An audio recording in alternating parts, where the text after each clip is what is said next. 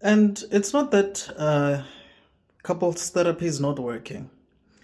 It's that you are not considering going for individual therapy. So some of the issues that you still have concerning uh, you and your partner, they do not stem from the relationship. They stem from your past traumas. You have not accepted the fact that your parent was abusive or was an alcoholic. So whenever you see your partner drinking beers, like just a few drinks, a few beers on a Saturday watching football and not even going anywhere and getting a little bit inebriated, but they just sleep or they keep quiet. That is still a trauma to you because you still haven't dealt with that. And then whenever you guys go for couples therapy, you mention the fact that he's a drinker, but he's not an alcoholic. It's just that this thing is triggering you. So you have this idea that one day he might get upset and he might become abusive, just like what you experienced with your parents. So you see, the problem is not your partner. The problem is that you haven't dealt with your past trauma. So now you're bringing it in a relationship where this situation is not even similar at all. It's just that you have a partner who likes to have a drink or two. So that's just one example. But this could go both ways. This could go on different ways. It just depends on the situation. But my point is, you need to go for individual therapy because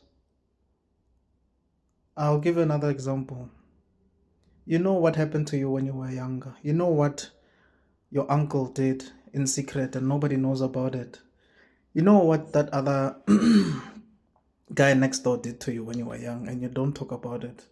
And whenever your husband looks at you and wants to become intimate, sometimes those memories, they sort of like, you have flashbacks of those memories and your husband doesn't know. Your husband thinks that you don't find him desirable and you end up not even being intimate with him and he doesn't know what to do, he's frustrated. Or it's the other way around, my brother. That happened to you and your wife doesn't know. She even feels like she's not attractive enough for you anymore. She thinks that maybe after having children and her body has changed, maybe you don't find her attractive anymore. But no, the problem is you struggle to sleep because you keep thinking about what happened to you in your past.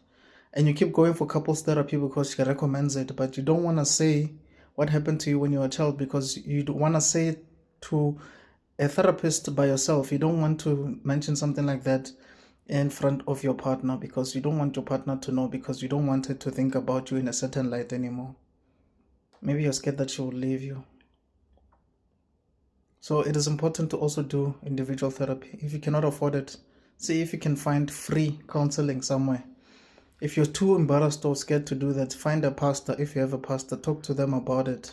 If they do have the mental fortitude to handle something like that, and if they don't, let's hope that they can recommend you to someone else who can be able to assist you.